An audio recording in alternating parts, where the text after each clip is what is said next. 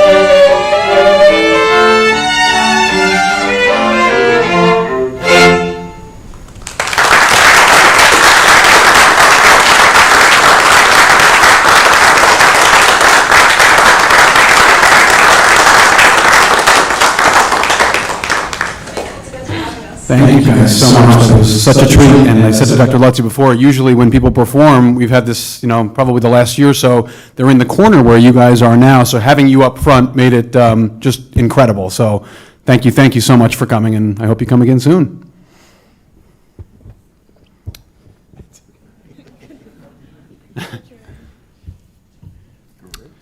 Okay, we're going to move on to comments from the public. To ensure the public's right to be heard, the board has set aside time during the meeting for public comments. 2 minutes will be allotted to each speaker and a maximum of 15 minutes to each subject. Is there anyone who would like to approach the board?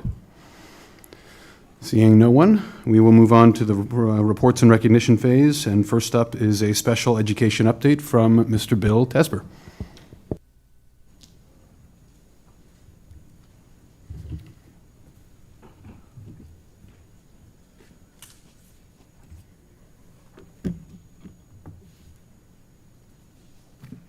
I feel woefully inadequate right now. Tough act to follow. Good evening. Thank you for having me here to give you an update on the special education programming throughout the district. I am joined tonight by a few of our special ed administrators from across the district. We have Kevin Ryan, who is our special education administrator for the high school, the downtown campus, and the launch program. Bob Rousseau, who is the special ed administrator for the elementary schools, and Alex Rogowski, who is our preschool director. Our interim special ed administrator for the middle and intermediate schools, Andrea Einhorn, couldn't be here tonight, and with this weather, I don't blame her. I'd like to start out tonight by providing you with an overview from some data around the current numbers of students in special education. This graph represents the prevalence rates in both the 2019 to 2020 school year and the 2024 to 2025 school year. During that time, you can see that our prevalence rate has remained relatively constant. We started off in 2019-20 with a 12.2, and we've increased up to 12.9%. The 25-26 school year, we're at 13%. I didn't include that on the graph because I don't have confirmed numbers from the other districts in our DIRT. The consistency of our rate is due in a large part to the strong RTI program led by Dr. Carenti. She has interventionists and specialists that work with students in trying to maximize the interventions we can provide in the general education setting before we need to shift over to special education. So that is a significant reason why our identification rate is as low as it is today. In addition to that, special education teams are working diligently in PPTs to make sure that we're identifying students who truly do have a disability, that it's not something that's a short-term event that's happening in their lives, or there isn't a gap in instruction that we might be able to fill through general education. You can see from the graph that the consistency that we have had over the last several years is not something that's been enjoyed in other districts in the DIRG. As you would expect, with the consistent prevalency rate, the number of actual students who are identified as special education in the district has remained relatively constant. We hover right between 500 and 520 students, give or take, plus, depending on the year and the circumstances. But as you would expect, it would be, relatively consistent across time. IDEA, the Individuals with Disabilities Act, requires PPT teams to identify the area of disability that most accurately reflects a student at the time of their initial identification and then every 3 years thereafter. They give us 13 categories with which a team can choose from. And you can see in our DIRC, or in our district, the prevalence, the most common disability is a learning disability, which is typical of all districts probably across the state and beyond.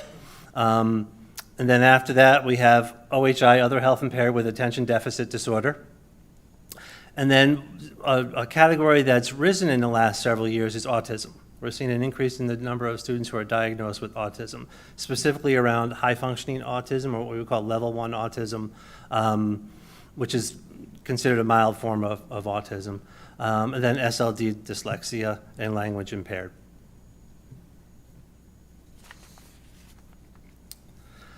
The Special Education Department provides a wide continuum of services to meet the needs of students with disabilities. When a PPT team makes a determination about programming, they're always keeping in mind one of the key tenets of IDEA, and that is the least restrictive environment. In essence, our goal is always to maximize the amount of time a student spends in the general education setting. That's where we want them to be as much as possible.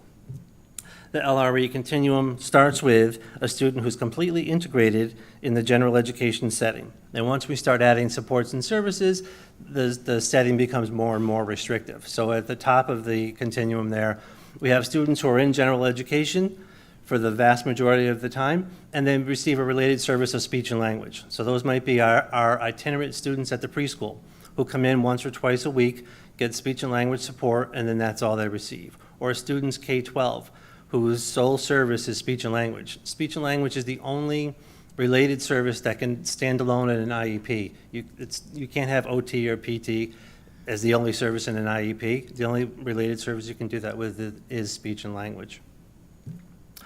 And then we have the integrated classroom support where teachers are pushing into the classroom. That may look like a co-taught class at the high school or a co-taught class at the middle school, or where a special ed teacher at the elementary is pushing into the writing block or the reading block to provide services for a student in the general education setting. The next level with the supplemental resource services is probably where we see the vast majority of our students across the district in terms of the LRE. This is where a student is pulled out for a learning center class at the high school or a learning strategies class at the middle school, or at the elementary school, a student comes out, 3 days a week for 45 minutes into a special ed teacher's classroom to work on math skills or reading skills or whatever it might be. So they're pulled from the general education to receive that specialized instruction. The next step is the small group content instruction. So that is typically seen at the high school level and the middle school level, where a special ed teacher is providing content instruction. It might be an algebra or pre-algebra class here at the high school being taught by a special education teacher, or a history class at the middle school taught by a special education teacher. And then here in district, our most restrictive programs are our intensive programs, our specialized programs at each of our levels. So at the elementary, we have the intensive resource program. At the middle school, we have the access program. At the high school, we have the hub, and then eventually we have the launch program. So those are the most restrictive programs that we have here in the district. The placement along that continuum is a PPT decision. It's based on the student's needs at that particular time.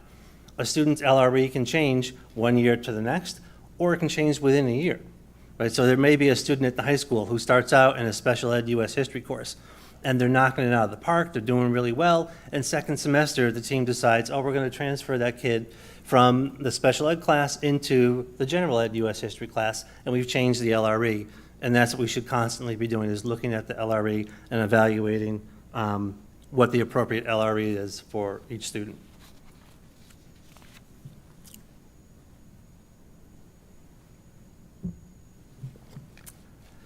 So while our overall numbers in special education have not increased significantly, we have seen a significant increase in the number of complex learners here in the district. So back in the 1920 school year, we had 23 complex learners. And by 1920, I mean the 2019 to the 2020 school year. Just so your clarification purposes. I haven't been here that long. And then the 25-26 this school year, we have 40 students who we would consider complex. And when we talk about students who are complex, have a deep level of need, we're talking about students who spend the vast majority of their day, over 80% of the time, in a special education setting, so a more restrictive setting.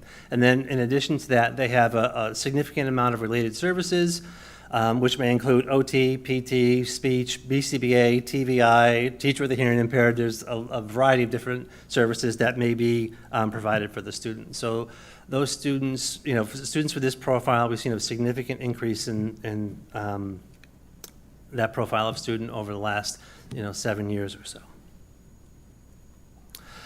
Students with this profile, they require a higher level of support and intervention, and it's usually at a lower student to teacher ratio. So it's not uncommon for a student who's a complex learner to, at some point during their day, get one-to-one instruction from a special education teacher. Doesn't happen all day long, but there are parts of the day where they will get direct one-to-one instruction with a special ed teacher. There may be situations where it's 2-to-1. For example, a student in a wheelchair may be co-treated by a physical therapist and an occupational therapist at the same time, because that's what's going to meet that student's needs. That's the best way to target the goals and the objectives in the IEP. Most of these complex learners will also require a one-to-one paraprofessional. They need a paraprofessional with them for behavior and safety support, consistency of routine. So it's, I would say, the 98%, maybe if not 100%, need a one-to-one paraprofessional with them.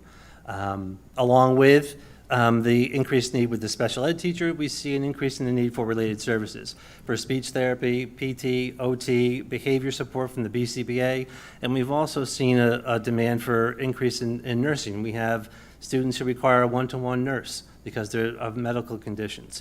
We have seen a significant increase in the number of students who have seizure disorders here in the district. So obviously that requires, nursing support. And we have students who require suctioning on a frequent basis throughout the day, some on an hourly basis. Need to go to the nurse to have suctioning done and in order to make sure that they're safe and appropriately, their needs are being met appropriately. So we've developed a pathway over the years for complex learners that begins in preschool and ends at launch. So the vast majority of our complex learners join the district in the preschool.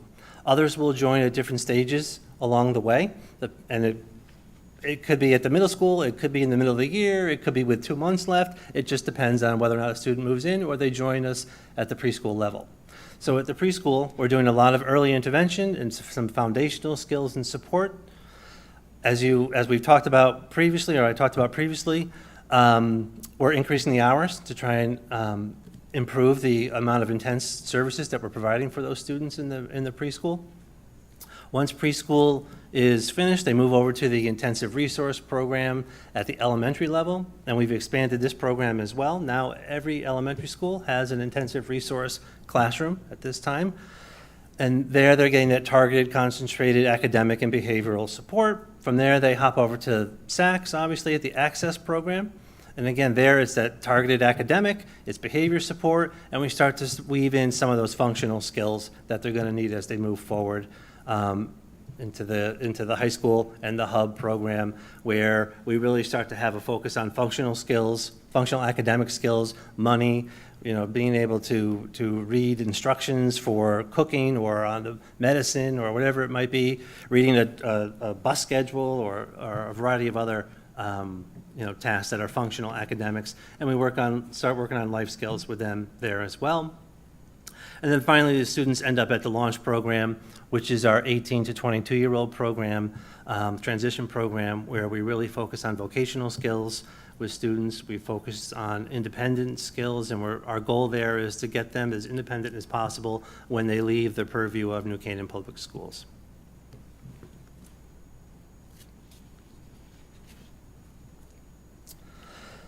So investing in the in-district programs benefits students by providing them with high-quality instruction, but it also benefits the district. This is a graph that has a lot on it, so I'll kind of take you through. If we start with the tuition, you'll see tuition budgeted and you'll see tuition actual. So in the fall, when I'm putting together a budget, I am looking at who are the students that we currently have placed in out-of-district setting.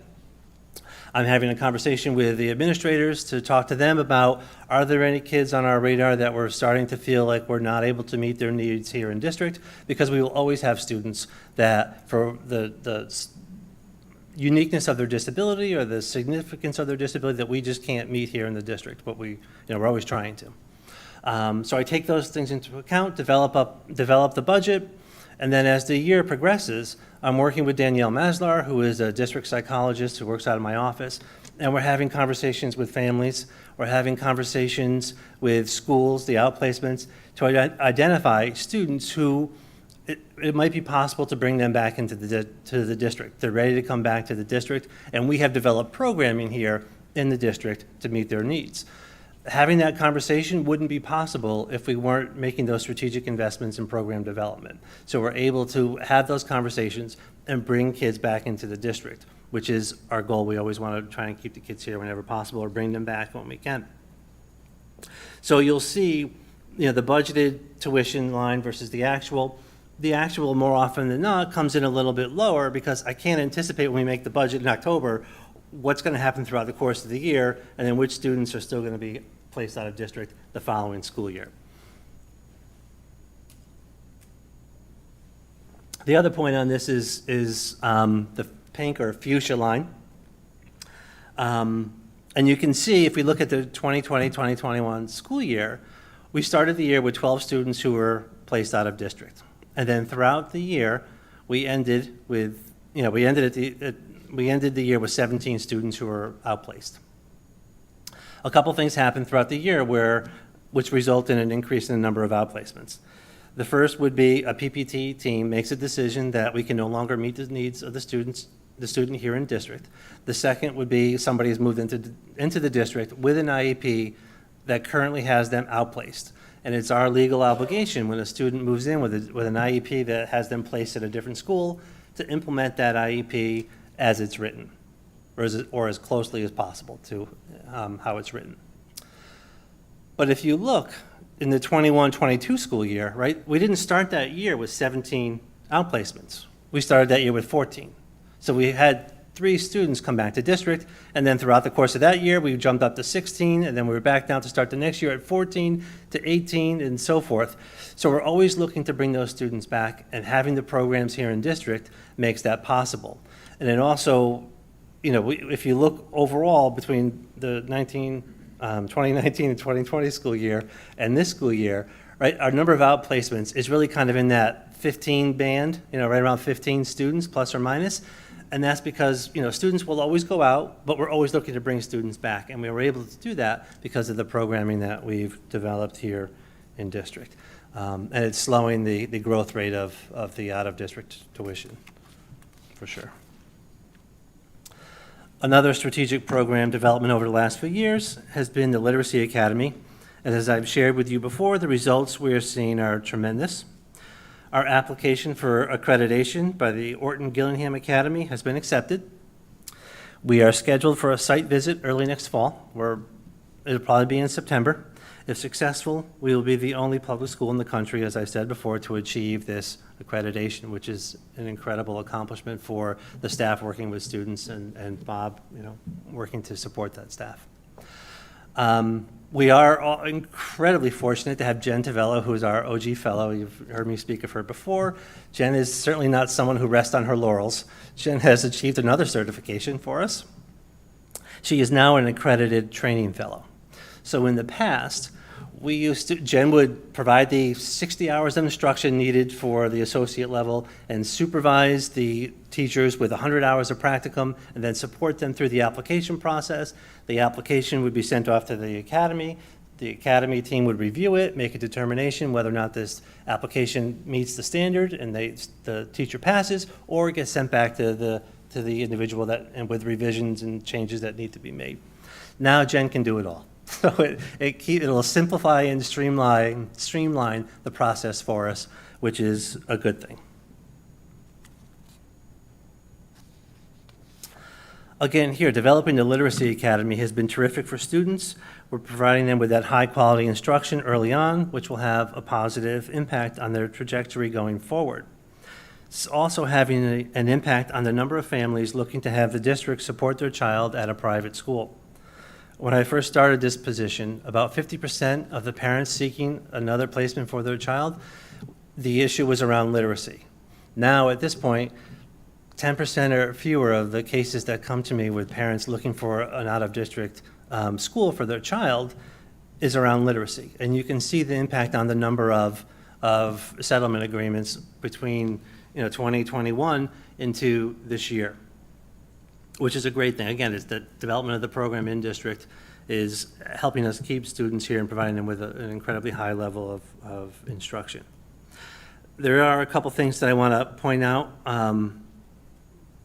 related to this graph where I drew that little red arrow there. There were two events that happened in the spring of 2023 and into the summer of 2023. The first was a Supreme Court decision. You may have heard about it in the news. It was out of Michigan, where a student who was deaf was not provided with an interpreter for over a decade. And then graduated and didn't have academic skills. They missed out basically on the vast majority of their education because they didn't have an interpreter with the student who was qualified to do the work. The case went all the way to the Supreme Court, and the Supreme Court held that families can sue districts under IDEA and also ADA. So that's an important distinction, because when a district goes to due process, the remedy for the family is or maybe placement at a particular school that they want their child to go to. Or it may be compensatory education. You didn't provide this for my child, now you have to provide this for my child and this as well.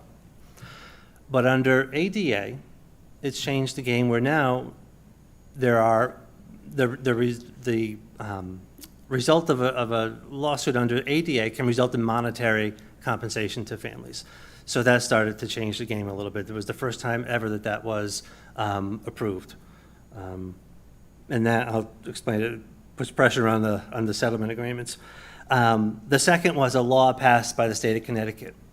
And this law basically changed the way court cases in general usually work.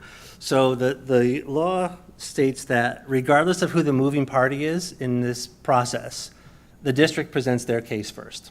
So normally, the moving party presents their case, and then the other side presents their case.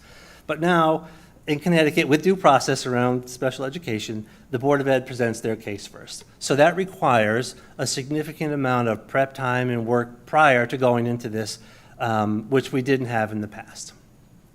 So those two events make it less palatable for a district to enter into a due process hearing, and more motivated for districts to try and settle in mediation because of the unpredictable nature of the process.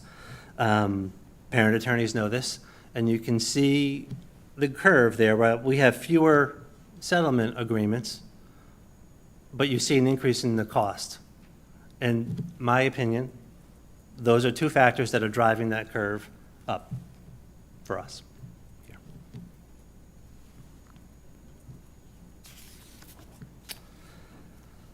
I wanted to briefly touch base about AI, since it seems to be everywhere, and we're all enjoying and cursing it maybe at the same time. Sometimes I can't get it to do what I want. It doesn't listen to me. Always listening. Always listening, that's true. Just not doing what I want. I probably could expand that analogy, but I'll let it go for here. I remember I was thinking when I was preparing for this presentation, I was thinking about the iPad. And when the iPad came out, like in 2010, I think it was around 2010, it was a game changer for special ed, right? Especially for students who struggled to communicate, right? So you used to have these communication boards that were cumbersome and labor intensive, and they were just not effective. You couldn't pick up this communication board and bring it with you to the playground or bring it with you from class to class. It was a pain in the neck. The iPad comes along, right? And now it's this small device that has these screens that you can tap on the icons and they would speak and say whatever you wanted it to say. You could change screens and have one for the classroom, one for home, one for when you're at McDonald's, one for the playground. You could just do it quickly. It was so revolutionary for special ed and kids for a variety of other reasons as well. And AI will make that, be pale in comparison, right? So AI for special ed has the potential to transform the learning experience for students with disabilities by providing personalized learning tailored to each student's individual needs. It can analyze students' learning patterns, strengths and weaknesses, and adapt the educational content to meet their needs. So if you think about that in the real world, so a student in biology, that has a certain profile, you can put in the student's profile. You can put in, that they struggle with their visual spatial processing is poor, and they, whatever descriptors you want in terms of the profile of the student, and then add in the content, and it will adapt that content. So if the student doesn't have good visual processing skills, and there's a lot in biology, let's say, that's visual. There's graphs about glycolysis and cellular respiration and photosynthesis, all these things, graphs all over the place. It can transform that material like that to make it more accessible for that student. I mean, that's a phenomenal possibility for AI for kids. It's awesome. Assistive technology, speech to text and text to speech has come such a long way. Again, I'll date myself maybe, but back in the late 90s when Dragon Naturally Speaking, I don't even know if that's a thing still, but it was Dragon Naturally Speaking, and it was a dictation software. And students would have to sit and train this software. They have to read stuff into it, talk into it all the time, constantly train it. You might, yeah. You know, and it was specific to that device. And then eventually they got to there was this cloud, and it could go from device to device. But even at its best moment, it was maybe 70% accurate. Just was not a good tool. Now with AI, it's a given. It's just so easy. It's just, we do it all the time. We don't even think about it. And it's been a huge benefit for kids.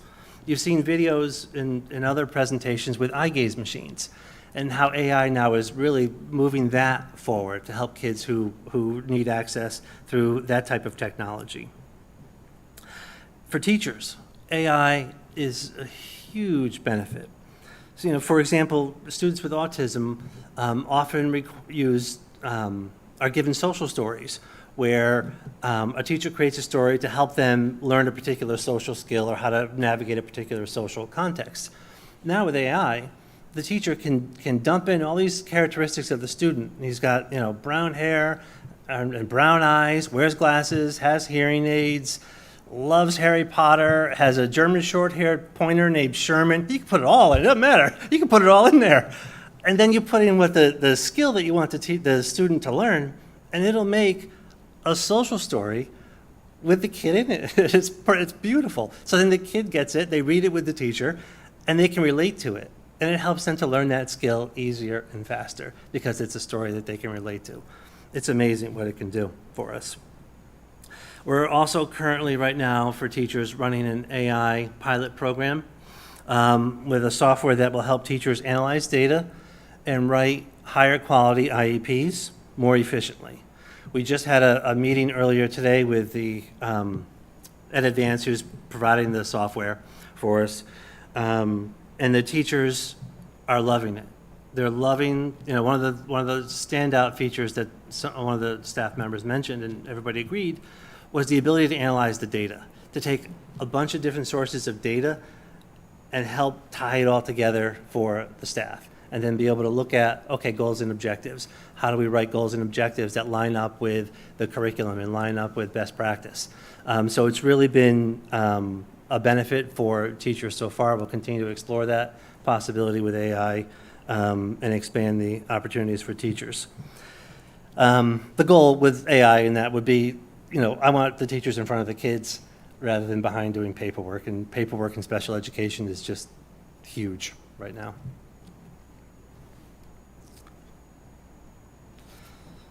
I'm continuing, I mentioned in our budget workshop, working with neighboring districts. I'm continuing to expand our partnership there to share resources, develop the innovative programs, and improve outcomes. We've talked about the students at the launch program. We've sent students to a middle school program, and for the first time ever, we're sending a student from here to a neighboring district for ESY because we feel it'll better meet the students' needs with the program in the neighboring district. I'll continue to work with my counterparts. I have a meeting scheduled actually on the 23rd, so we are going to continue to explore those possibilities moving forward. Over the last several years, we've strategically invested to expand our programming to meet the increasing needs of students. We've developed programs for intensive instruction early to improve outcomes for students, and we're utilizing new technology to improve instruction and streamline paperwork. And all of this has resulted in improved outcomes for our kids. But we're keeping kids in district. We're bringing kids back to district. That benefits the students, it benefits their families, and it benefits the community at large. The high quality programming leads to better outcomes for students. They're better served here in district with the programming that we're developing. We're also helping students be able to stay in our community after public school ends. So frequently, students who are in our launch program, they're well known in our community. They're out there on a regular basis. They're doing vocational internships. They're at the library. They're at the thrift store. They're at the mobile mart. They're all over town. And when their time ends under the purview of New Canaan Public Schools, it's not unusual for a student to stay in the job at Kiklo. Kiklo? Whatever the salon is there. It's not unusual for them to stay in their jobs, right? It's a great thing. It's awesome. And it's nice. The other day I saw a student walking out of Walter Stewart's who, graduated or left the launch program 3 or 4 years ago. And it's just so nice to see them still in our community and functioning and doing well in the community. And that's in large part because they've been here throughout their whole schooling. And then with the launch program, they're out there in the community and doing what they need to do. And then also, when the students are here, they have access to their peers. They have access to the resources in town, the world-class library, the YMCA, the Nature Center. They have access to all of that stuff, which is great for those kids and for those families, for sure. I have one last graph for you. This graph depicts the percentage of the total budget that is comprised of special ed. When you look at the graph, when you look at the graph, it's clear that despite, or maybe because of the investments we've made in special education, that the percent of the overall budget over the course of these 7 years for us has increased by 0.7%. We're able, with our strategic investments, right, to provide students with disabilities with the same world-class education that we're providing students without disabilities, and we're doing it efficiently, especially when compared to our counterparts, for the most part. Terrific.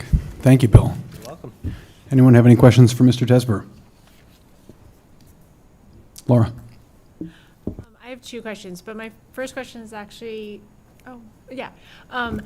where are we in the search for a new head of special education at the intermediate and middle school? So we have been doing screening over the last couple of weeks. We have probably another week of screening candidates, and then we will be putting a committee together for last week in March, is it? I believe it's the 31st. Okay, yeah, week of the 31st. Great. And we feel confident of the pool of applicants and all of that? Yeah, we've had a strong pool. And are we looking in district, or is this going to be Both. both? Yep. Okay, great. And then my question about the complex learners and how we track and use that. Is the goal, I'm just looking at the graph you had after, and you have this little snake that goes in it. Is the goal to move them out of that, and then they come back if they need it? Or is, once we identify as a complex learner, is that something, a student that we anticipate will always be in that setting? Yeah, most of the time, if we're identifying a student as a complex learner, they're going to remain a complex learner and go through that path throughout the district, from preschool through the launch program. I ask that because that's not true of IEPs or like special. It is the goal to, I feel like when we have the intervention programs, is to keep them out of the IEPs, to get them their setting in the general education, and then as you reassess those students, the goal is to always put them more back into the general education because that's better for the student. Right. Am I understanding that correctly? Yes. So there are, there's a continuum of students and their level of need. So the complex learners will probably always need a high level of support and intervention. There are many students in special ed that need less support, and there are many students who we end up exiting throughout their time in the public school because they develop the skills. So we bring them in, work on the areas of concern with goals and objectives, and then when they're ready, we talk about exiting with, have a conversation with family. We think that the student is ready, they can do this work independently. That's the goal. And then, for students, is to bring them into special education, provide the support and services they need, and then exit them back into the general education full time. And then as students obviously develop and change over their span in the district, if they were to come out of the IEP and were showing signs of needing help again, then that would trigger the interventionist and then maybe possibly back into an IEP. Yes. So if a student is exited and for whatever reason, something happens along the way and there's a concern, they can always be referred back to special education, go through the process and, be welcomed back in if they need the support. Great, thank you. Erica?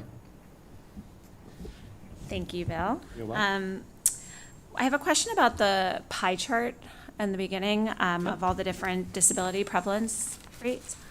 The other health impaired, it looks like there's like other health impaired, that's attention deficit, and then other health impaired general, and Yep. together those, it's actually a little more than a quarter of like the overall. Yep. Getting a little feedback here, I'm sorry. And I was wondering if you could just describe a little bit. Sure. Is that lots of little things together, or does that mean it's like an ambiguous? So OHI, ADD is attention deficit disorder, hyperactive or not. The OHI is a category we will often use for students that may have anxiety, depression, but they need some support social emotionally. It's not an emotional disability, but there are factors that are at play that require a student to get some specialized instruction. Are there any other categories that we use it for from you guys? It's usually around those areas. Yeah. Okay. Let's see. It's just me, huh? It's my. I was wondering, a later slide on the benefits of the in-district programming and outplacement tuition. That 2023-24 year, it looks like we had an even bigger than normal difference between what we had on Yeah. October 1st and Yep. what we ended up at. That was a big one. Yeah, Here. Thank you. that's better. Thanks, Phil. Yeah, sorry about that. I should have just taken Hugo's. Sorry. But yet we did manage to come in slightly under the tuition projection for or budget for that year. And I'm sure the answer has something to do with not all tuition outplacements are equal. Some are larger than others. There's, puts and takes, ins and outs. But could you tell us a little more about that year? Because there was such a big difference Yep. between what we started and what we ended with. Yeah, absolutely. That year, we had several move-ins that came. And the reason, in addition to students that we recommended for outplacement as well, but the reason that you see that the actual was still lower than the budgeted was about timing, when the students moved into the district.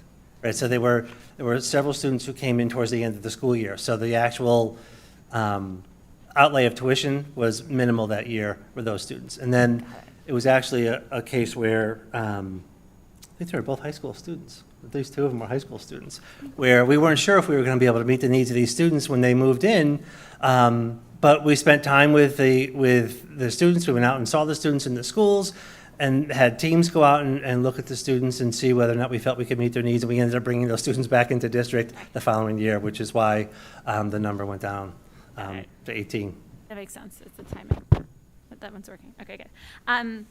I also had a question on sorry, I'm going in the wrong direction, but the continuum of services. Yep. The level down that's small group content instruction. I was wondering, it seems to me that depending on the disability, you can't always put students together in a small group.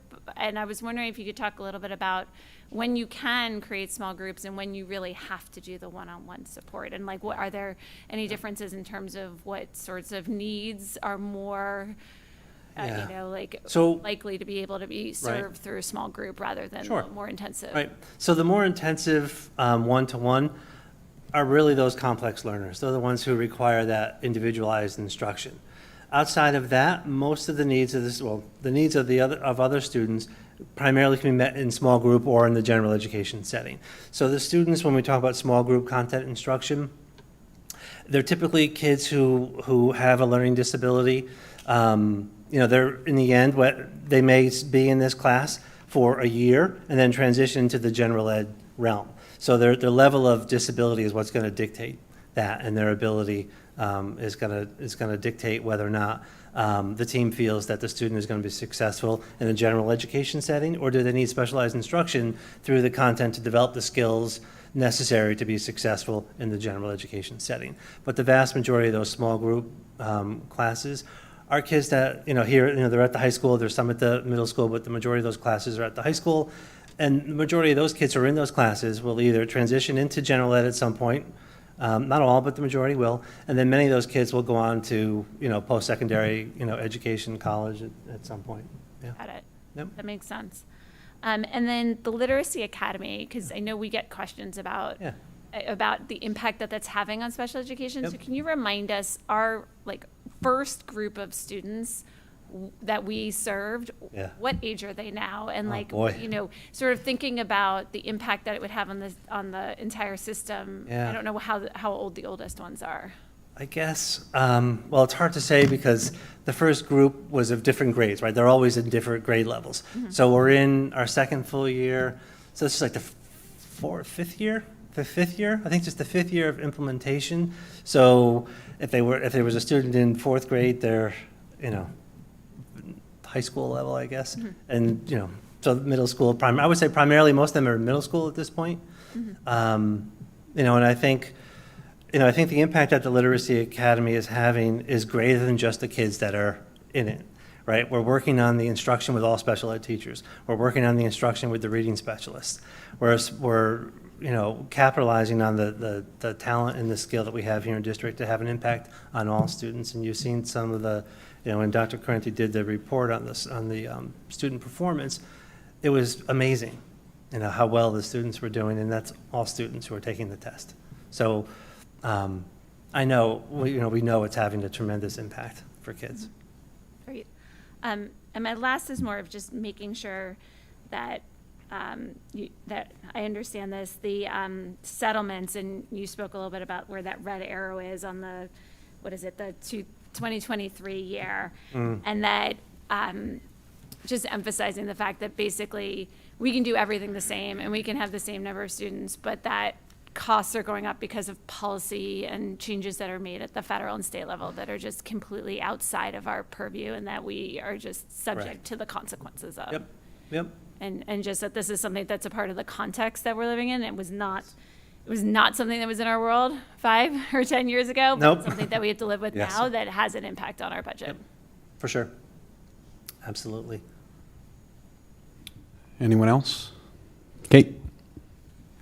Hi, just a couple brief ones. Under the benefits of in-district programming, I thought if I'm understanding correctly, correct me if I'm wrong, that the development of this in-district programming is really something that is meant to serve over the long haul kids that we know now, kids that we don't yet know. For sure. And just really understanding that that's going to be a long-term savings. Yes, it's a long-term commitment because it's the right thing to do for kids, first and foremost, right? That's why we're here. We want to do the right thing for kids. We want to provide them with the highest quality education we can for every kid, and it's the right thing to do. Thank you. And then the other one, you had mentioned under the complex learning pathway, the intensive resources. You mentioned there's a dedicated classroom at each elementary school. Yes. Is that working well? Is it sufficient? How is that? It's been great. Yeah. Bob is responsible for putting it all together, so feel free to chime in. But it's great, and the teachers we have are phenomenal. It keeps the kids in, some districts will create an intensive resource program, or whatever they may call it, in a school. Mm-hmm. And then students from across the district go to that particular school. And really, we wanted to be able to say, we want to keep these kids in their home school because there's such a pride for his families in what school they go to, whether it's east or south or west. So to develop those programs in those schools is huge for families.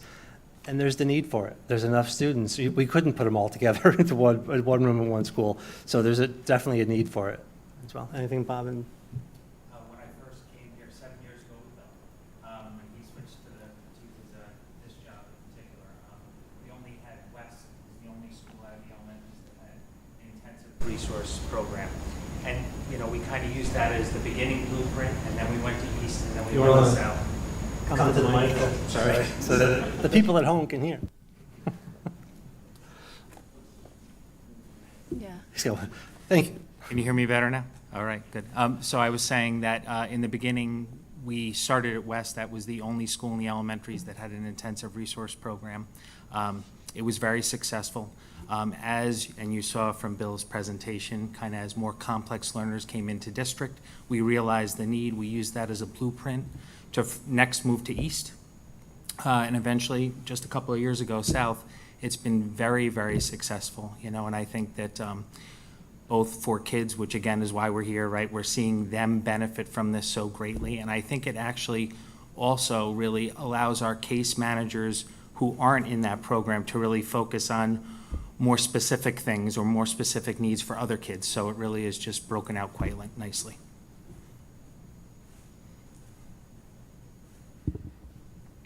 Anyone else? Josh? Bill, thanks for the presentation and for everything you do for the district. I wanted to ask about the number of identified students relative to the number of complex students. The number of complex students has almost doubled since the 2019-2020 year, but the number of identified students has stayed flat.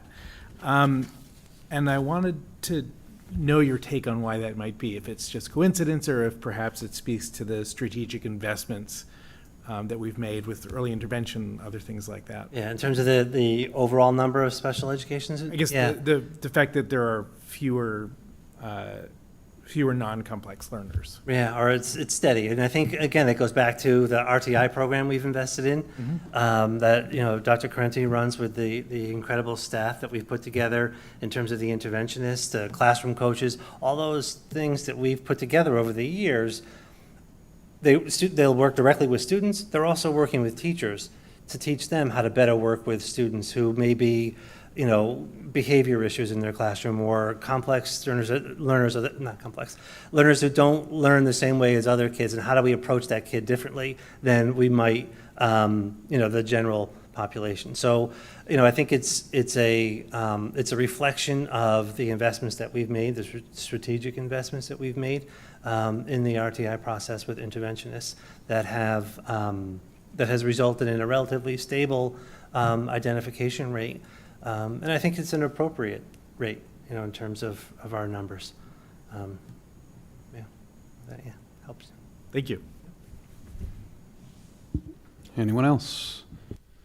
I'll ask two quick ones. The AI pilot program, how did that get on our radar? It sounds very promising. And how long is the program going to last before we have to make some kind of decision about it?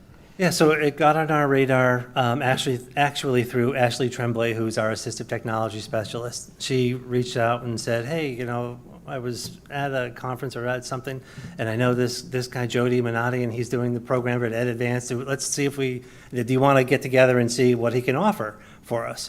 So I met with Jody, we talked about it, and talked to some other districts who were running the software that he had started. Through Ed Advanced, which is a RESC program in the state.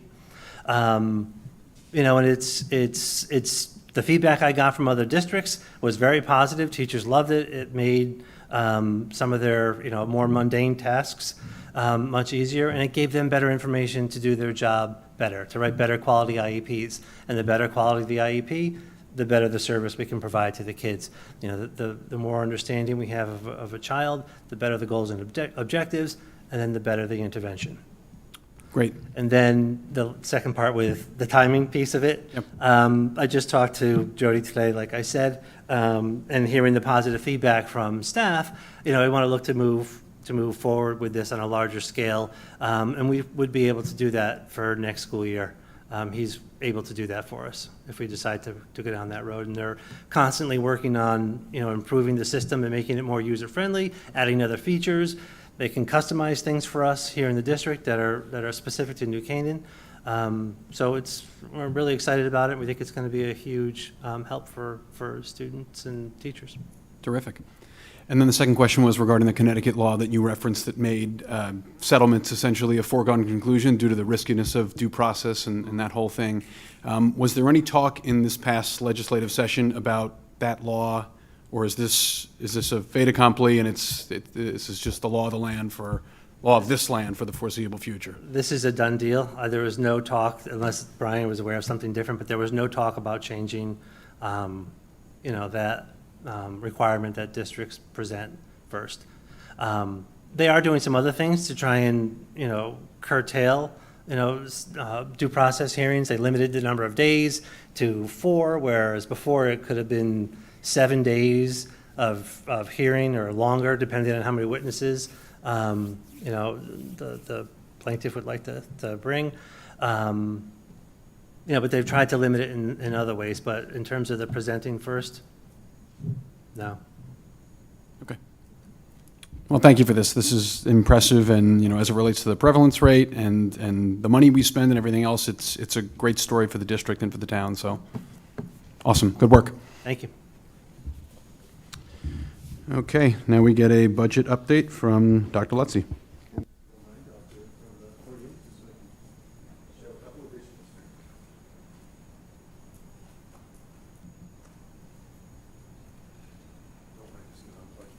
Oh, okay, good.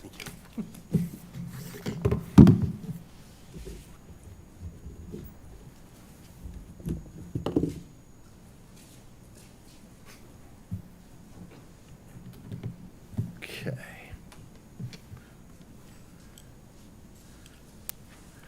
Okay. Great.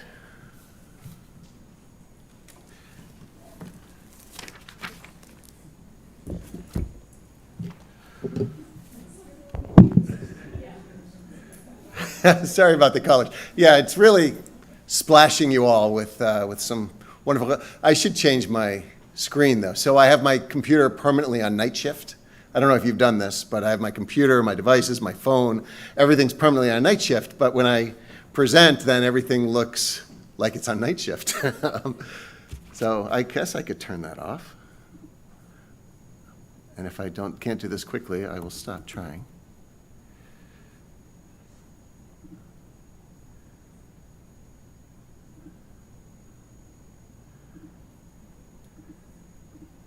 Now it's even brighter for you. There you go. Good. But now all the colors don't look like they're from the same palette. So thank you for the opportunity to speak briefly. I just thought it'd be worthwhile for us to do a quick budget update. Everything that I'm going to put on the screen, or most everything you have in front of you, I just thought it'd be helpful as we have our discussion. And I promise you, I'm not going to talk through this. Oh, is my time up?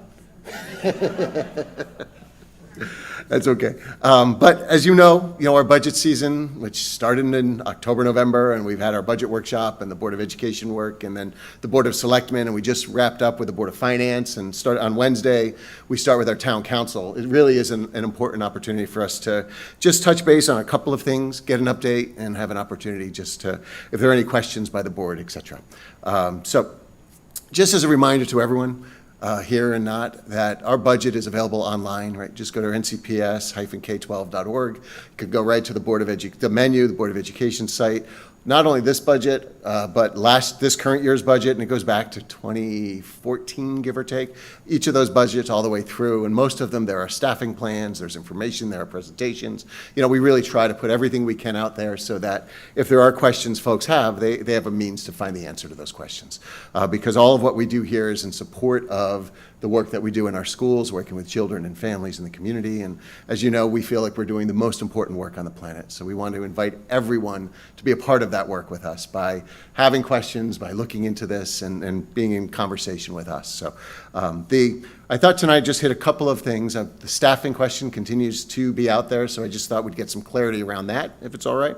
I'll talk about the operating budget, the capital budget, and then the ISF briefly, because that has also been a big conversation. That's our insurance plan with the Board of Finance, et cetera. So then just to set the stage as we prepare to go on Wednesday with the town council.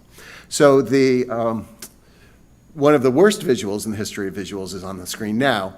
And I understand that, but I wanted to show this only. You have this in front of you.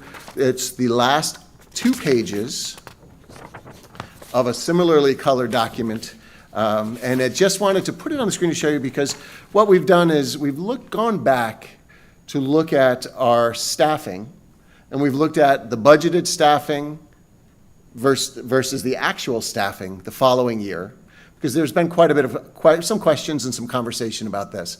So we thought, let's look at those numbers and let's pull this together and be sure that we have it straight. So for instances, and I'm just going to use the first row here with East Elementary School. And so this chart begins in 21. So it's the 2020-21 budget, FY21, versus what we proposed in 1920 in that budget, right? So right now in our budget, we have a proposed staffing plan for 26-27, right? And so next year we'll have what did we propose, what did we actually have in 26-27, and then we'll have our budget we're preparing for 27-28, right? I'm an optimist. We've got to always think forward. Onward is intentional. So what we did was look at each of those years and identify the delta between what did we think we needed when we created the budget, what did we actually need as we went through the school year, right? And look to see if there's a delta between it. So let's use East School as an example across the top. And then I will shift to the other visualization, because then it just uses the 2021 and then the most recent without everything in the middle. It's cleaner, I think better for our conversation. But that chart does have all the years included in the sum. So if you start and you use this, we look at the budget in 2021. We had budgeted for proposed 29 positions at East, and we had 29 positions at East. These are classroom teaching positions. The next year, we had proposed 29 positions again, but we only needed 28. So we hired 28 positions that year at East. The following year, we proposed 29, had 29. 24, we proposed 29, had to go to 30. Enrollment changed, we had kids coming in, and we had to go up a section there. And then you see we've been at 30 since, right? So things change, right? As we build our budget, we're 16, 18 months in advance. And as Bill was talking a little bit for our students in our special education program, and it holds true for all of them, as things change, the Board of Education and the administration has to be responsive to those changes. And so what happens and how we're budgeted differently, as you know, as a state agency or dual state agent, town agent, ultimately the end of the budget process, the town decides upon a single appropriation that is a combination of all of our operating and our insurance, everything else. That's one number, and the Board of Education determines how those funds are spent throughout the course of the year. And of course, we do that through our statement of accounts, which we'll talk about tonight, through our different committees, through the work that we do. And as superintendent, I serve as the CEO of the organization in making these decisions, and that's where I'm in communication with you and in communication with the staff, and we all do all of these things together as we go through. But it's really about being responsive to the needs of the children and the district as we're going. So ultimately, net across the board, you see 5-year delta for East is a 0, because what we looked at again was in the 22 year, it's a -1. In the 24 year, it's a +1, and that nets out 0. So that delta simply is the difference between proposed versus actuals each of those years and summed up. Okay? So, I mean, if it's worthwhile, we could look at a different example. Again, we'll just look at, the elementaries are generally 0. I think that makes sense. So why don't we go to an easier visual to see, which is going to be the front couple of pages that you have.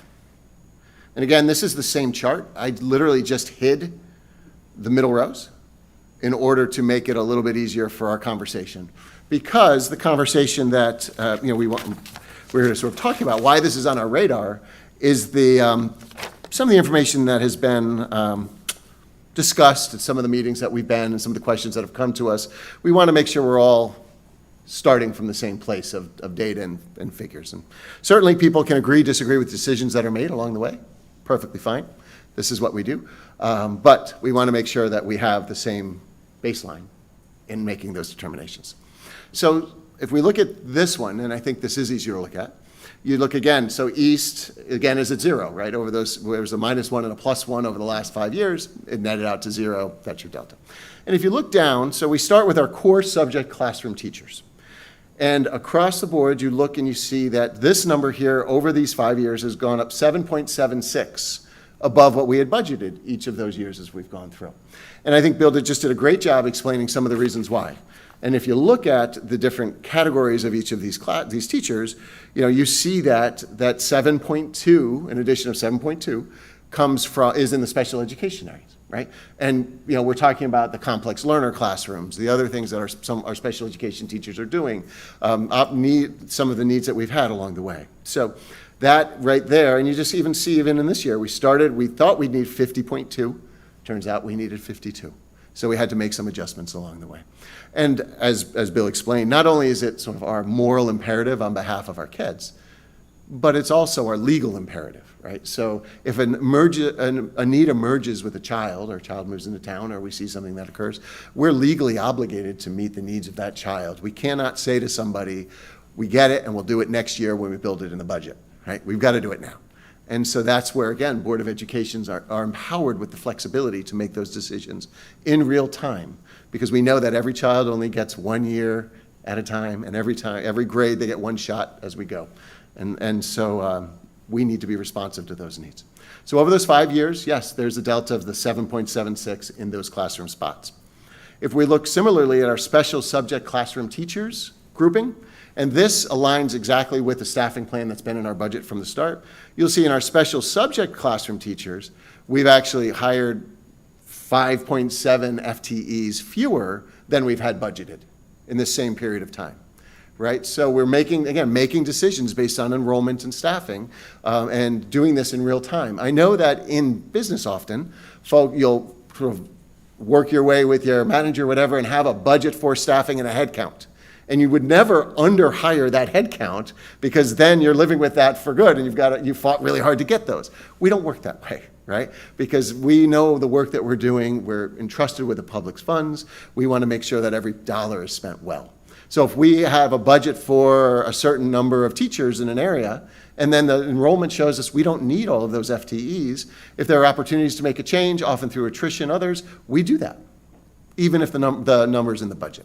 So again, that's where you get the 5.7 decrease below the budget in these special subject areas. And you can again see, a lot of times it's a 0.7 here, 0.9, a 1.0, less fractional FTEs, and some of that's about scheduling. There's all kinds of reasons why that happens. But just about every type of teacher here is either a plus or a minus because of just the fluidity of the workforce that we have. Going to academic support, again, it's a negative 0.2. And this isn't our total staffing number. We're going to show that in a moment. This, again, is simply the budgeted to the actual. It's not analysis we've ever been asked to do. And frankly, it was a little surprising for some of the conversation, because our staffing plan has been in the budget each and every year. So all of this has always been there. We've never thought to look back at what did we budget for versus what is our actual. We've never been asked to. And this is how Board of Educations operate. Again, it would be not only sort of wrong and bad management and bad resource management and bad stewardship, morally wrong not to serve a child, but also illegal not to, as we talked about. If a child needs a TA in order to provide the support and supervision and guidance that they need, we would never say, we'll do that next year when we have a budget for it. We do that right away. That's our job. And that, again, is why Connecticut empowers the Board of Education in Connecticut to make those decisions in real time. So we go to student support services. We're up 4.1 above what we had budgeted. 2.0 of those are, if you'll recall, in conversation with the town, they asked us and we agreed to insource 2 social workers instead of having them in kids in crisis. That all happened through the budget process, but after the staffing plan was already built. So 50% of that, give or take right there, is those 2.0 in-housing the social workers. And I will say we're getting great value for those dollars. They're doing a wonderful job. And it really was the right decision.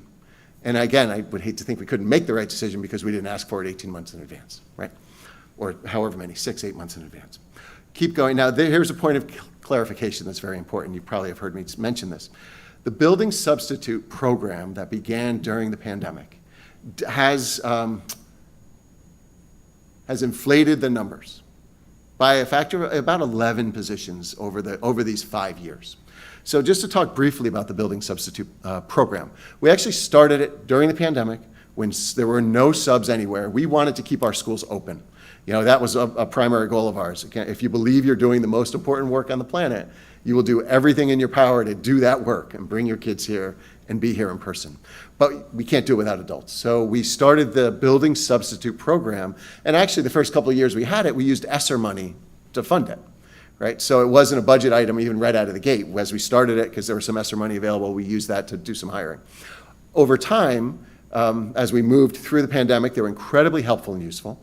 And then as we continued with the program, we learned that even though our substitute numbers are starting to recover, although they're still not to where they were pre-pandemic, they have begun to recover and continue to, hopefully. What happens is we always have long-term leaves that occur during the school year.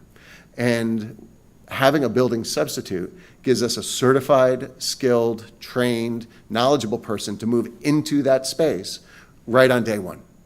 It's especially effective at the elementary level, but it's effective across the board. And again, one of the many differences is that a building substitute goes to all of our professional learning sessions, is a part of our PLCs, is a part of, whenever they can, they're working with departments, but they're certified staff. They're members of our faculty. They're even in the union, right? So they're a teacher for us. And so adding these positions in has been an incredible value add across the board. And if you've had a child whose teachers had to go off on a leave, whether it's maternity or something else, and had one of those building subs come in their place, you know what I'm talking about. Because that, again, the work we do is important, we don't want to miss a day with kids. And what we used to have to do was put in an itinerant substitute who would cover for a couple of weeks while we posted and interviewed and tried to hire somebody. And then we'd have somebody come in without knowing our district or our schools, and they'd have to get up to speed. And generally, you're not finding that many certified folks without jobs who want to be working in the middle of the school year unexpectedly. So it's a very different pool as well. We we hire our building substitutes like we hire our teachers. They come in, they are interviewed, they do their demo lessons, and there are times that we find fabulous ones that then become members of our full-time faculty. And there's other times that, it's not a great fit, and they move on, and they go somewhere else, and that happens. But it's another way that we're able to train folks, and again, they're involved, they're at convocation, they're at our professional learning experiences, they're part of data teams, they're in the system and in the culture, so that if and when that need arrives, they're ready to go. Right. So that's that program. Now, why it's been a little wonky for us here is that as you know, we have our staff utilization reports that we get in November, and we go through, and it's very detailed, specific, again, to the 100th FTE. We have 0.01 sometimes, 3.75, all kinds of things. The building subs, however, have been, their counting of them essentially has been in the supplementary analysis. And you get the supplementary analysis, we all do, and you go through it, it has some class sizes, other things, but because it was there, the finance department was inconsistent in including the numbers in our staffing plan. But we've had them since the ESSER money was available. We've moved them into the budget, when we decided here's the value, here's why we need them. They've been here, and so it really is an accounting error on our part. I own this. And it's an 11 FTE swing. It doesn't get us to some of the numbers that you've heard, but it does increase the totals that you'll see on this sheet, because some years it said that they weren't in the budget, and then yet the actual staffing plan would have a higher number. So that accounts for 11 positions. I hope that is clear. Again, it was really just a miscommunication as this new position evolved. They're not in a classroom necessarily, and then also what happens sometimes they are in a classroom on October 1st teaching. So then are they a building sub? Are they the teacher if the teacher's not receiving salary? So there's still some things we're working out to make sure that we have a consistency of reporting going forward. And we're going to keep working on that. Okay. So enough with that. But as we go through, controlling for those, again, other school-wide is down 0.55 below. So total certified staff, the difference between budgeted and actual, controlling for the building subs, we have gone up 5.61. If you scroll back to the top, look at the first page though, special ed, how can that be? Because special education itself, classroom teachers, Bill, has gone up 7.2, gone up more than that. And again, that's because we're looking at each one of these positions and saying, how can we be most efficient? Is this where we need to invest? Because every position we have, every fractional FTE is an investment, right? So if the enrollment says we don't need it, then we're not bringing it in. Let's just do the same. I don't want to belabor the point, but we do the certified staff very quickly.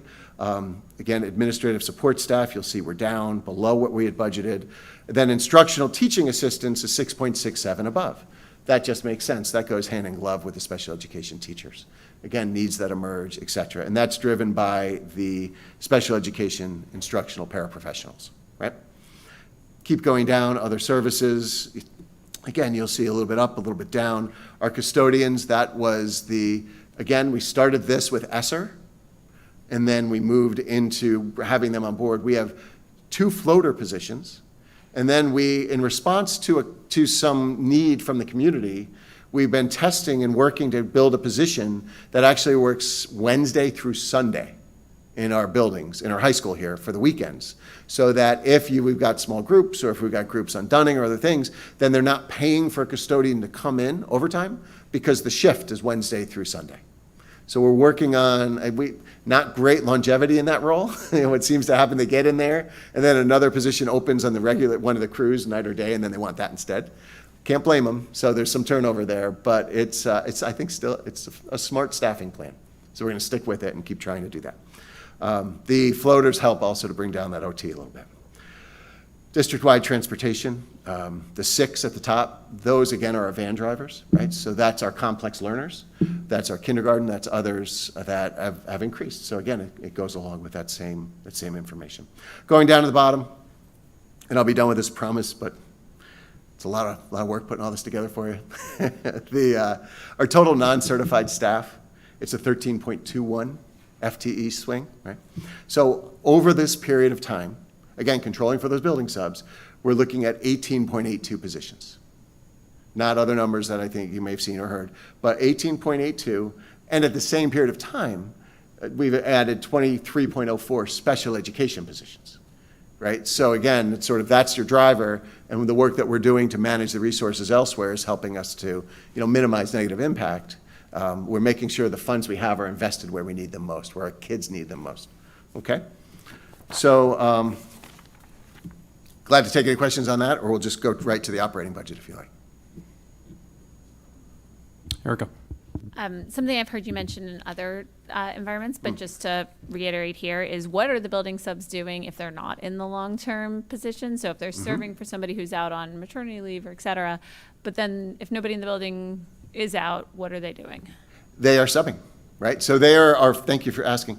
They are the first pickup on substitutes on a day-to-day basis, because there are also teachers that are out, some are sick, others, our faculty in our buildings, we're looking at 60 people, give or take. At the high school, we're at 130. The SAC school, we're about the same.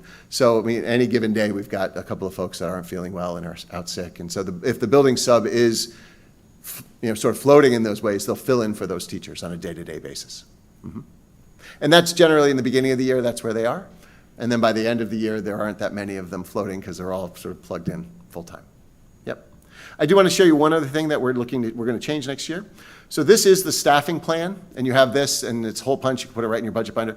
What we're going to add, this column, see the 25-26 budget column? That wasn't there before. Again, we hadn't been asked, and we never thought it was going to be a conversation, but we're happy to have it. So in the instance of sort of partnership, we want to continue to work well with all of our town boards and make sure, that their questions are answered. So we'll put this third column, the first one, 25-26 budget, and then it'll show the budget and then the actuals in that same year, and then we'll look at what we're proposing. Right, so, and these are actuals to this year. So actually, I'll just sum it up at the bottom for you. This year, we are negative 1.77 FTE budget to actual. So our actuals are just about 2 FTEs below what our budget was. Okay. Again, we don't staff to budget. We staff to need. And we anticipate that need as we build the staffing plan every year. But this year, we're just about negative 1.77 FTEs. And that is primarily in the core subject classroom teachers. At SACS, we went from 64 to 62. We reduced the 5th grade 2 sections through attrition based on those classroom sizes. Right, so we're at 14 instead of 16 sections. And then in the subject area classroom teachers, we're down to 2.6. So we're down in some of the certified. We did increase a little bit in the non-certs, again, through our paraprofessionals and special education needs, et cetera. Okay? So this is a new exhibit, new in that we'll add that third column And you can have that, put that in the budget book if you like, and we'll be looking at that in the future. Because again, we're very proud of how we manage the budget and every dollar and every FTE and how this all works. And I think that not only the inputs, but the outcomes certainly speak for themselves. Okay. The couple other quick things. I think that's just about pretty much it for this, so I will. Actually, there's one thing on FTEs Yeah. just in general that I think could be helpful, because I've heard it throughout this budget process, is confusion about emphasizing the FTEs and the fact that we could reduce FTEs by, let's say, outsourcing our food service or outsourcing our van drivers, or there's ways to reduce FTEs, but the reason why we don't do that and the fact that just reducing FTEs is not in itself a goal. No, agreed, and I think that that's a very important point. Again, thank you. It's important to note, the FTEs in our staffing plan are not all budget supported. They're not all paid for by our budget. You mentioned the food service, so there are 31, give or take, FTEs in the food service. Their salaries are paid through the food service, right? So they're in our staffing plan, they work for us, they're staff, we have to have them here, but the budget doesn't support their salaries. And similarly, we've got grants that cover, the IDEA grant specifically, that covers 15 and a half FTEs in the staffing plan, right? So, because the IDEA grant is the only grant I know of that is intended to supplant the budget. It's supposed to help you bring down your overall costs. So we use that to cover 15 and a half FTEs. But those are all in the plan. So the plan is everyone, we try to be as comprehensive as we can, but it doesn't mean we're paying the salary out of the budget for everybody that's in here, right? And similarly, we make strategic investments in these things. We hired our mechanics, we hired our skilled folks to be our electrician, HVAC, plumber, carpenter, so that we're not outsourcing that work, we're insourcing that, and that work is done better, it's done when we need it done, we're not waiting, and we're not paying very expensive service contracts. Listen, and the service contracts we do have significantly increased in cost. The costs are going way up on those. So I think we got ahead of some of those as well. But it's really everything, the special education, transportation, the vans is another great example, right? It does cost money to run that program. And you saw we hired 6 new drivers, we had more kids, more complex learners, et cetera. Outsourcing that would be significantly more expensive and significantly less quality, because you're hiring someone else to do the work and they're coming and going, you have transients and there's employees, et cetera. Our folks are driving our kids, they're getting to know their families, they're in communication with the schools, and it's just a very different experience. So we make decisions around that. There may be some times where outsourcing is the right thing to do, and when it is, we do that. Thank you. Okay. So I'm gonna pivot to the operating budget. And again, I'm sorry, I live and breathe this stuff, so I know I'm going into probably more detail than you'd like. But our current budget right now, our operating budget is at 2.98%. Okay? And that's as a result, I don't have another visual, I'll just close it for now. Okay. You have this, well, this is just through the budget book, so I'll just give you a quick update. The budget's at 2.98% year to year. A couple of changes that have come through the Board of Finance. Some that are sort of hard-coded, others that'll be at the discretion of the board later down the line. Reducing the amount of money being deposited into the Internal Services Fund by $300,000 by using the proceeds, the profit from the food service to pay for their insurance. So this has been a goal for the Board of Ed for some time. It's, the goal is always for a program like our food service to run independently of the budget and completely independently. I mentioned the salaries are paid through that fund. We're going to try to pivot to have the profits pay for their insurance as well. It's about a $300,000 line. We have to keep an eye on it, make sure that the profit we're making in the food service is enough to cover that and do the other things that we want it to do, as far as sort of equipment upgrades, things like that. So we will keep a close eye on it. And if we have to adjust this along the way, we will. But we do feel comfortable doing this now. We've got enough of a fund balance there that we can make this transfer over to cover $300,000, cover their health insurance, and still have the prerequisite funds in the balance there for startup, cleanup, et cetera. So we're in a strong position with the food service. This is a good time to do it. Okay. Another thing that occurred was the reduction of the anticipated claim amount by $300,000. And so, and I'll walk through very quickly what those changes mean. That is, thanks really, this is a great news story because our insurance plan is performing very well. We have underrun the anticipated claims every month since we started in September. So we're looking good, knock on wood. We know it can all change tomorrow. We've seen it, but so far so good on this. We had a long meeting with Cigna today to go through the details and what's happening, and we'll have some more of that to share with you in the future. But comfortable doing that, bringing down that anticipated claim amount by that amount. And then there was another $500,000 in the Internal Services Fund as a one-time transfer over into the town's general fund. So that's a one-time transfer of $500,000 from the Board of Education's Internal Services Fund into the town's general fund. The advantage of a one-time transfer is it doesn't impact the numbers in the budget and sort of create a cliff for us that way. Disadvantage, of course, is it's $500,000 out of the reserve that's going into the general fund. So we just have to keep a very close eye on it. There's another $500,000 from operating, and we floated some ideas around that, but as a board, you'll talk about that. We'll present some ideas, and you can ultimately help us make that decision. It'll be yours to make. And yeah, and then the transfer. So the total reduction to the budget is $1.6 million. But it's a little bit, because of the transfer, you won't see it all in the operating budget, which is better, but it is still, it's a 1.1 sort of reduction, and then the $500,000 move, okay?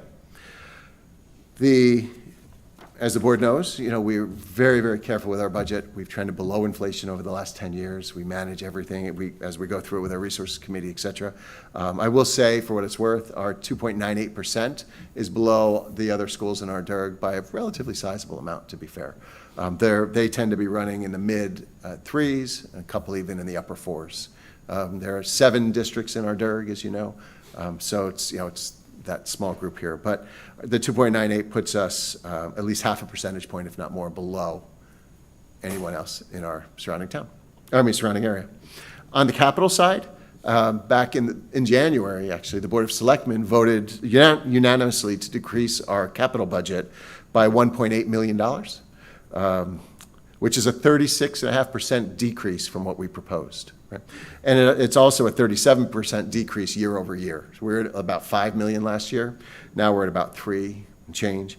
So what they voted to reduce or eliminate from the budget, the SACS communication system at a $1.2 million number, high school carpeting in the band, orchestra, and choir room, the paving over at East, $500,000, and then they reduced the district-wide painting number by $50,000. So all of that comes to 1.810550 reduction in the capital. In the conversation with the Board of Selectmen, they said that when they removed the SACS communication system, I actually had some hope because they had said, well, the Board of Finance can always put it back, if they think that, make the case. So I really made the case. It didn't come back. So it's out. And I am disappointed in that. I think that this is a really important system for a variety of reasons. I know you all know all about it, and we've talked about it, and you know how I feel. But I think it's a real missed opportunity. We do plan to put it back in the budget for next year to try to move it forward. Regardless of what happens at SACS, the investment would still hold because whether it stays the way it is or we do the entire plan and move the pre-K over there, this system is such that it's customizable and done by the user, right? And since there's no annual service cost, it's a one-time cost to put it in. And as you know, it has not just the communications, but the bells and the PA, but also the emergency alert and the cameras. We tested it up here recently, and it worked perfectly with the doors and the locks and everything as it is supposed to. And the company's been a great partner all the way through. So when we brought it to the high school, I was confident that if it was successful, we'd be at the middle school next over at SACS. So I am a little disappointed in that, as you know, but we'll keep fighting the good fight and do what we can do to get it in the budget for next year. Okay? And then the last is our ISF, the insurance, right, which is in your budget book on page 98, right, and that all is broken down there. So those changes, there's a reduction in the Board of Ed operating budget contribution And then we'll be putting a new line in there essentially for that food service contribution, because it hasn't been done there. So we'll see that as a new revenue, right, in that top part there. We've been in conversation with Joe Spurgeon, even saw him today, talked at some length. Again, we're performing well, but we've always have to be cautiously optimistic when we're talking about insurance, because we know that the volatility is still there. And with the design of our plan, which has been debated annually, with our $300,000 stop loss, it means that any one of the 1,600 people in our plan could hit that limit, right? So any one individual could hit a $300,000 limit. So that's the maximum any one person could be. But there's a bit of volatility there. The good news is our high dollar claimants are down. Folks that are approaching this individual stop loss are down.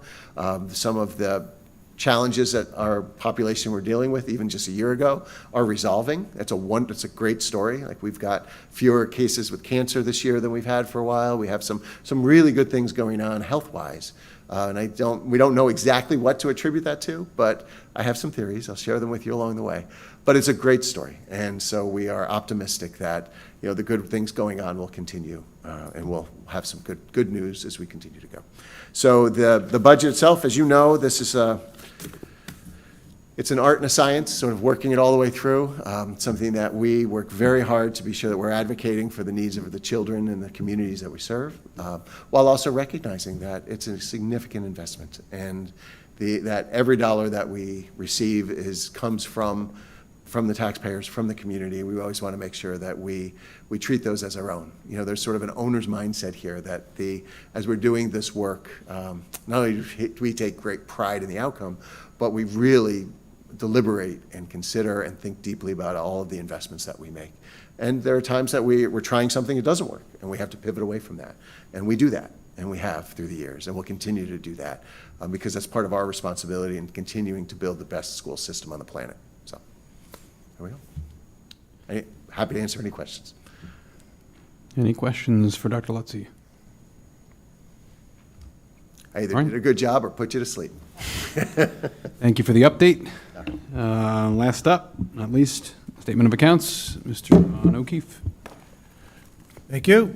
So for the operating fund, pages are in the packet, pages 3 through 8, but I'll summarize here. As of the end of January, our year-to-date expense is $56.6 million, or 49.8% of our full-year budget of $113.8. An additional $52.5 million, or 46%, is encumbered, leaving about $4.6 million that is currently available and unencumbered. From an attainment standpoint, we're actually in pretty good shape, Phil. I mentioned 49.8%. That compares to 51% of attainment a year ago at the same time, indicating that our spend rate is 1.23 points lower than that same year ago period, which is an excellent indicator that we will be achieving budget. So good news there. Awarded grants to date, $1.948 million. Year-to-date expended $841,000, leaving a balance of a little over $1.1 million. And again, most of these grants are 2-year grants. Food services, year-to-date revenue, $1.511 million, or 47.5% of the budget, and a year-to-year decrease of $40K, or 2.6%. It's driven primarily by sales, which is down $54K, or 3.7%, and partly offset by catering, which is up $9K, or 27%. Now, we looked at as to why the sales are down, and we determined that there was 6 less serving days from November to January. A couple of things: there was a power outage day, there was a snow day in January, and there was also the Christmas break was longer than a year ago period.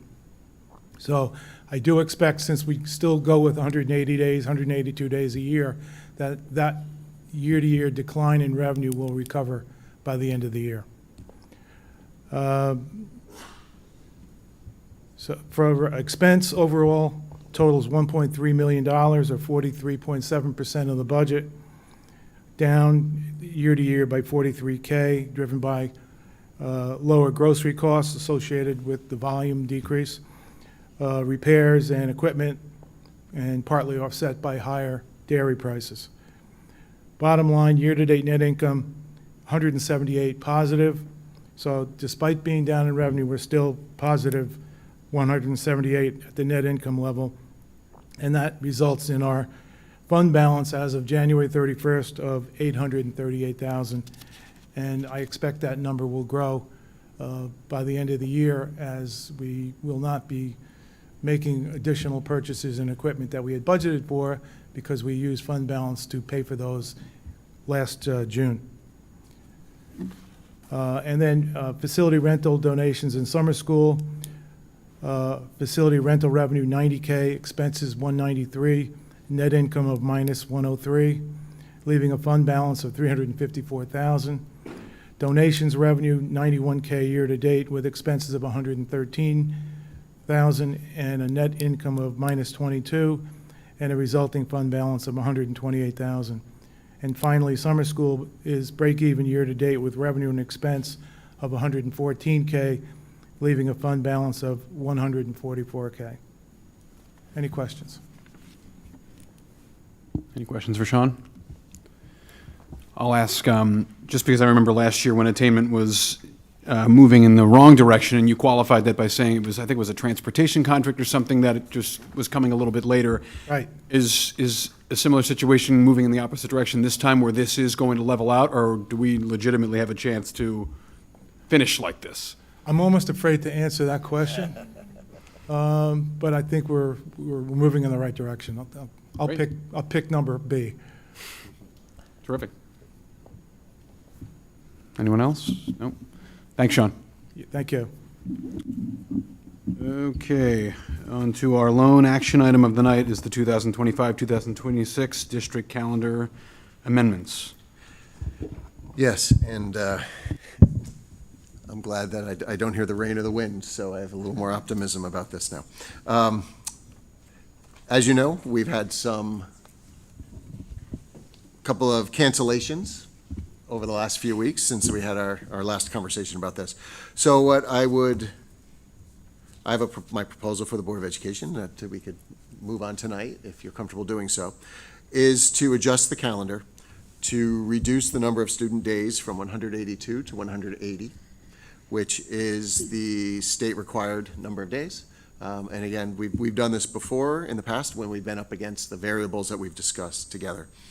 If we reduced from 182 to 180, and to make Friday, June 19th, our last day of school. Trajan? Thanks. Our last day of school would be Friday, June 19th. That would be a half day, district-wide, for all of our kids and adults and folks. We typically have the SACS graduation for 8th grade on the last day of school, but given the challenges with the calendar, I spoke with Dave and Julie, we would keep that on the 18th. So that would be, the 8th grade graduation would be on the 18th instead of the 19th. High school graduation would remain on Tuesday the 16th. The last day would be, for students, would be Friday the 19th. And then our faculty and staff that work the student calendar would come in on Monday the 22nd and Tuesday the 23rd for professional learning experiences and other things. So our faculty works 187 days. So on the student calendar plus 5. So those last 2 days would be their 186th and 187th day. And that's what I would recommend to the board. And I'm not going to say what we should do if we have more days, because we won't. Please. Okay, does anyone have any thoughts on that, or do we want to move right to a motion? Okay. So I'm going to ask for a motion to approve the amendments to the 2025-2026 school district calendar. Can I get a motion? Hugo, second. Laura, all in favor? It's unanimous. Thank you. Comments from the public? Not tonight. Announcements and future business. Yep, and we kept the calendar till the end so that folks watch our meeting. So a couple of quick things. We'll meet again as a board on March 30th. This is a year that we are administrating the school climate survey, so we've asked Dr. Bliss to come to share some information with the board about that survey itself and what we do with the data. The plan is to administer the survey in April. So she'll talk a bit about how parents, if they're interested, can come into the schools to view the survey and go through it. And there, of course, there's an opportunity to opt out if folks don't want to take it. We use it to develop plans that our students are involved with in some of the schools, and it becomes a real sort of action planning across K-12, well, not K-12, but across the school. So Dr. Bliss will go into more detail about all of that. We'll have another statement of accounts for February. And just a couple of quick announcements.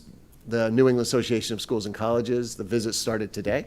Off to a great start. They met with a team here in the school, in the Wagner Room, toured the school. They've been meeting with teams of teachers throughout the day about different areas of focus for the school. Tomorrow, board members are invited to join the conversation if you're available in the afternoon. Please let me know if you are. And we also have an opportunity in the morning, if you're available at 8:30 in the morning, to come in and do some observations of some things that are happening. So if you're available in the morning, let me know. If you're available at 2:30, let me know. If you're not available at either time, just tell me that too. But you're certainly invited to come. There was a quick question about what's going on in Hartford. It certainly is keeping us very busy right now. And it's a short session, thankfully. But short doesn't necessarily mean light. So we're keeping up with things that are happening. There's some good news. There was a bill that was requiring all school districts to transition to electric buses by 2036, give or take. And that seemed like a very narrow and specific and costly expectation for all districts. Without the infrastructure, et cetera, to support that infrastructure. So we've been talking to folks and working to try to get some changes through CASBO and other groups and CAPS. And now they've added propane as one of the alternate fuels that's acceptable for buses instead of only having the battery electric powered. So there's hybrids now, and there's also propane. So that's good news. You got to share the good news when it comes, right? So that was nice to hear. I do want to just share a quick update also on kindergarten enrollment. So we just did another one just today, just to look and compare for where we were a year ago. Right now, our East enrollment is trending about where it did last year, almost exactly. So we feel pretty good about saying that perhaps we're going to be okay over at East for another year without having to bring in the portables. It's still a possibility. Things can shift, and it's kindergarten. They could come all at once, who knows? But right now, at least, based on a historical look, we are trending about where we were. So we're anticipating that 6 sections in kindergarten should hold. South, very similarly, is doing the same. They're almost exactly where they were a year ago. And so, again, we're anticipating there may be some shifts in the number of sections of the different grades based on a little bit of in and out migration, but it looks like we'll be, we funded appropriately and we'll be okay there. West is surprising us a little bit. So West at this point is 23 students over where it was a year ago. And a year ago, it's only in the 70s, right? So you're talking, it's up about, 30% or more. Give or take. So it's higher than it was at this point a year ago by 23 kids.